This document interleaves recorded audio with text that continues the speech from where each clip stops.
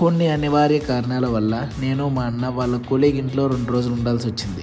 అగ్గిపెట్టి లాంటి 1 RKలో ముగ్గురు ఉండడం అంటే సాహసం అనే చెప్పాలి. సరే లేట్ నైట్ అయింది కానీ ఇంకా డిన్నర్ ప్రిపేర్ చేస్తా అన్నాడు. ఒక పక్క పులిహోర, ఇంకో పక్క ఎగ్ రైస్ చేశాడు. అంతా బాగానే ఉంది. తిందాం అనుకునేసరికి ప్లేట్లు ఎక్కడా కనిపించలేదు. నేను కూడా కొత్తగానే రూమ్ షిఫ్ట్ అయ్యాను, నాకు కూడా ప్లేట్లు లేవు మావా, డీమార్ట్కి వెళ్ళి తీసుకోవాలి అన్నాడు. ఏంటి మమ్మీ ఈడు, సర్లే అని ఇంకా పెనంలోనే కానించేసాం. కాసేపు అలా వాకింగ్కి వెళ్ళి వచ్చిన తర్వాత రూమ్లో రెస్ట్ తీసుకుంటుంటే ఫ్యాన్ ఆన్ చేశాడు.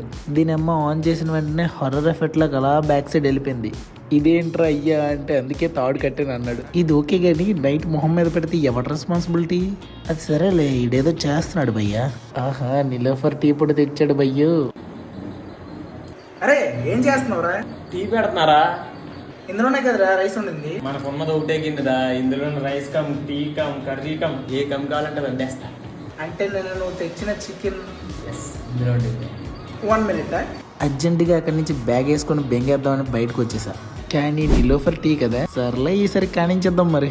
సిగ్గు లేకుండా బ్యాగ్ లోపల పెట్టేసి టీ కోసం బయట వెయిట్ చేస్తున్నా. వాడు వచ్చేలా లేడని లోపలికి వెళ్ళి మేకింగ్ చూసాక అన్ని రకాల బూతులు మింగేసుకొని కూల్ అని కంట్రోల్ చేసుకున్నాను. సో ఫైనల్గా మా ఓడి చేసిన టీ రెడీ అయింది. ఇంకా టేస్ట్ చేసిన తర్వాత టీ ఎలా ఉంది? బ్రహ్మాండంగా ఉందన్నయ్య. అరే నువ్వు అబద్ధాలు ఆడతావా? ఆడుతానన్నయ్య.